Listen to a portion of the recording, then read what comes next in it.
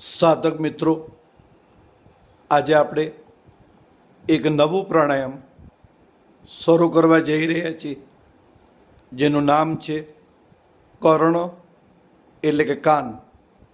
કર્ણ પ્રાણાયામ. જ્યારે કોઈ વ્યક્તિને કાનમાં બરાબર સંભળાતું ન હોય, કાનના પડદા ચોંટી ગયા હોય, કાન દુખતો હોય અથવા કાનની કોઈ પણ સમસ્યા સાંભળવાની હોય, ત્યારે ઋષિમુનિઓએ આ પ્રાણાયામ આપણને આપેલ છે. તો મિત્રો, કર્ણ પ્રાણાયામ કઈ રીતે કરી શકાય એ સમજવા માટે નંબર 1 વિધિ, 2 ક્યારે આ કર્ણ પ્રાણાયામ કરવું, કેટલી વખત કરવું,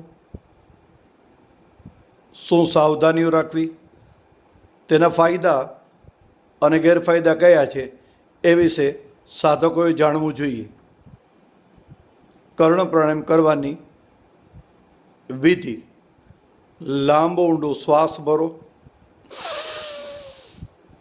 શ્વાસ ભર્યા પછી મોઢું બંધ રાખી છે આપણે, અને તરત જ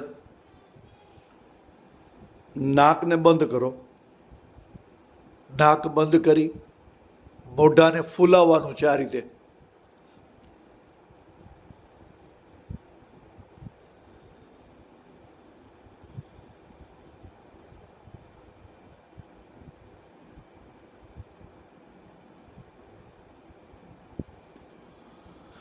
ત્યારબાદ નાકમાંથી શ્વાસ બહાર કાઢો. ફરી આપણે આની વિધિ સમજી લઈએ. કર્ણ પ્રાણાયામ કરતી વખતે 1 નંબર, લાંબો ઊંડો શ્વાસ ભરો. ત્યારે મોઢું બંધ છે આપણું. હાથની મદદથી બંને નસકોરા બંધ કરો અને મોઢાને નાના બાળકો જે રીતે ફૂગો ફૂલાવે છે એ રીતે ફૂલાવતા રહ્યો. મોઢામાં સહેજ ધક્કો મારતા રહેવાનું, એટલે મોઢાનો શ્વાસનું દબાણ ઉત્પન્ન થશે, અને આ દબાણના કારણે મોઢું ફૂલશે. એટલે કે હનુમાનની જેમ મોઢું ફૂલાવો. આ રીતે મોઢું ફૂલાવતા રહેવાનું. મોઢું ફૂલાવશો એટલે કાનના પડદા પર દબાણ આવશે.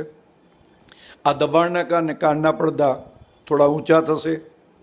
કોઈને ડાબો પડદો શરૂઆતમાં ઊંચો થશે, કોઈને જમણી બાજુના કાનનો પડદો ઊંચો થશે, અને જે લોકોને કોઈ મુશ્કેલી નથી એમના બંને કાનના પડદા ઊંચા થઈ જશે. આ રીતે 5-6 વખત આ રીતે દબાણ આપો.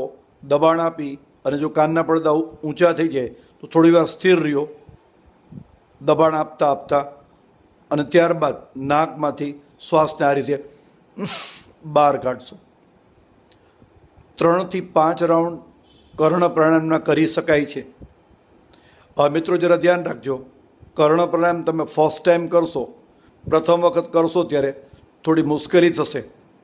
જેના કાનના પડદાઓમાં ખૂબ મેલ છે, કચરો છે, રજકણ કે ધૂળ ચોટેલા છે, એમને થોડી વાર લાગે છે. પરંતુ 2, 3, 4 રાઉન્ડ કર્યા પછી તમારો કાનનો પડદો ધીમેકથી ઊંચો થશે.